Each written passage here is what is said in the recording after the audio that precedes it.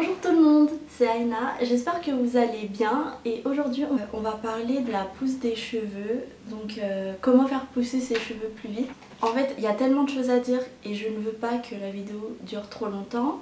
Du coup ce que je vais faire c'est que pour ce sujet là je vais faire plusieurs vidéos et à chaque fois que je fais une vidéo, dedans il y aura un masque et une méthode pour faire pousser les cheveux beaucoup plus vite, enfin beaucoup plus vite mais au moins pour stimuler la pousse des cheveux. Alors je vais commencer par mon parcours capillaire.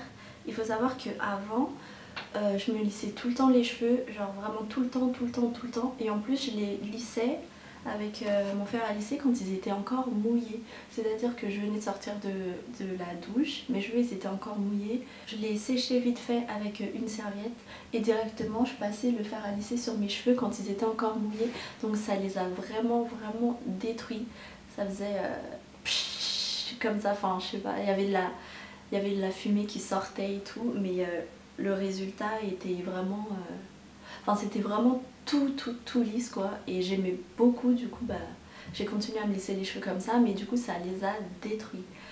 Ensuite j'ai coupé mes cheveux, j'ai fait plusieurs couleurs, j'ai fait des décolorations pour refaire une couleur bleue et rose dessus, me jugez pas. Et ça a vraiment détruit mes cheveux, du coup ils étaient tout secs, ils étaient ternes. Enfin ils étaient vraiment morts quoi, mes plantes elles étaient mortes, mes cheveux ils se cassaient tout le temps, du coup enfin, c'était vraiment moche, c'était vraiment une grosse catastrophe. Et puis j'ai commencé à vouloir avoir des cheveux beaucoup plus longs et des beaux cheveux. Du coup bah, j'ai fait quelques recherches pour comment stimuler la pousse, etc.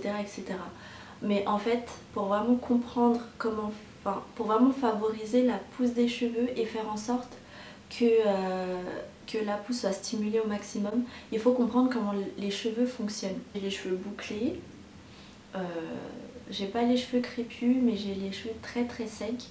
Du coup mes cheveux ne se salissent pas vite, ça veut dire qu'ils ne deviennent pas gras comme ça du jour au lendemain. Enfin, en 2-3 jours ils deviennent pas gras. Je peux laisser par exemple mes cheveux 2 semaines sans les laver mais ils vont pas être gras mais ils vont être sales.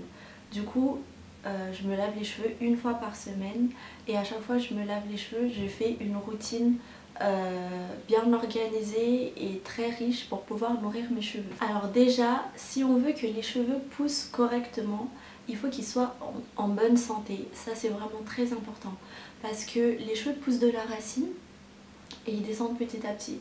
Et s'ils ne sont pas en bonne santé, c'est-à-dire qu'ils sont cassants, ils sont super abîmés, surtout les pointes parce que ce sont nos cheveux les plus vieux.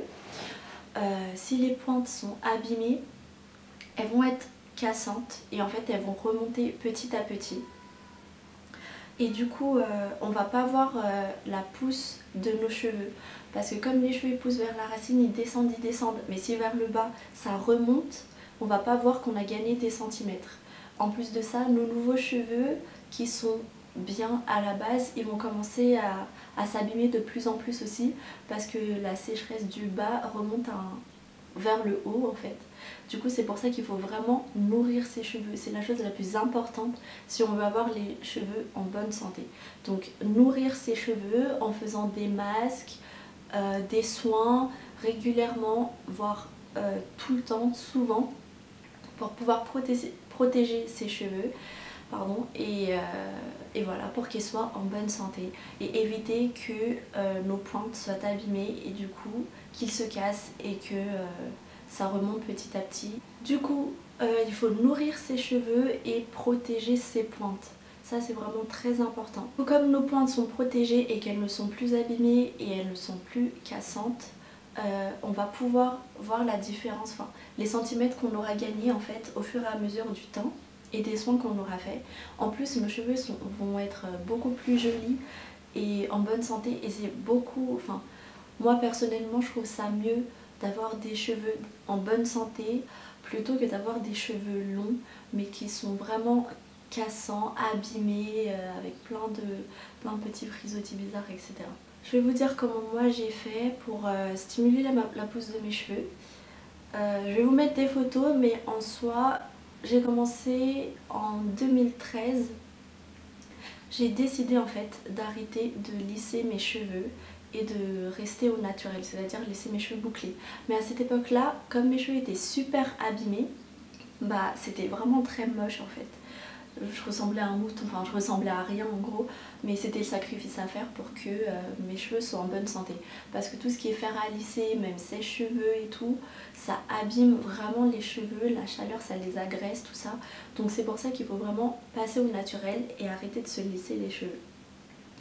Du coup, ce que j'ai fait, c'est que j'ai fait une routine qui comprend un pré-poux, donc c'est un soin avant shampoing, un pré-poux, un shampoing, un après-shampoing, un masque et à la fin de ça je mets un peu d'huile sur mes pointes pour continuer à les protéger.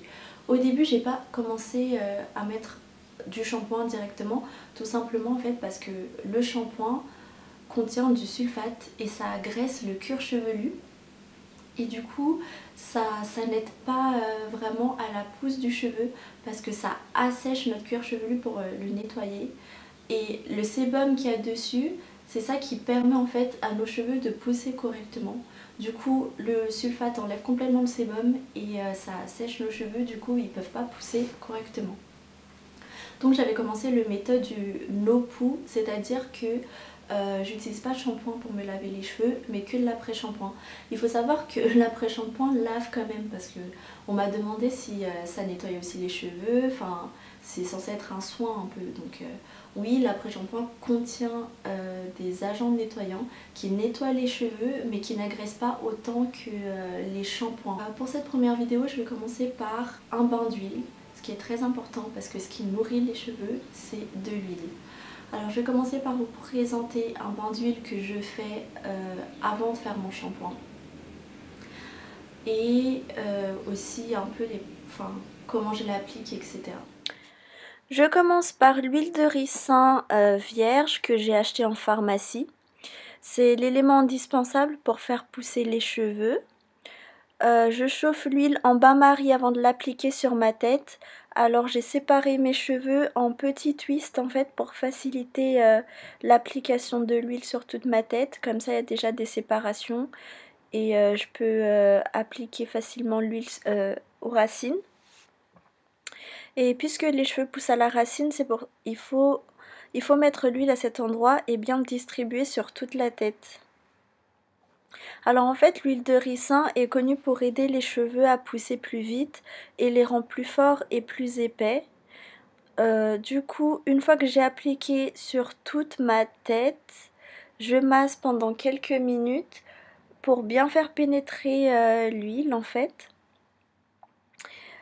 Et ensuite je laisse poser pour m'occuper de l'autre bain d'huile nourrissant pour les longueurs. Voilà, je masse.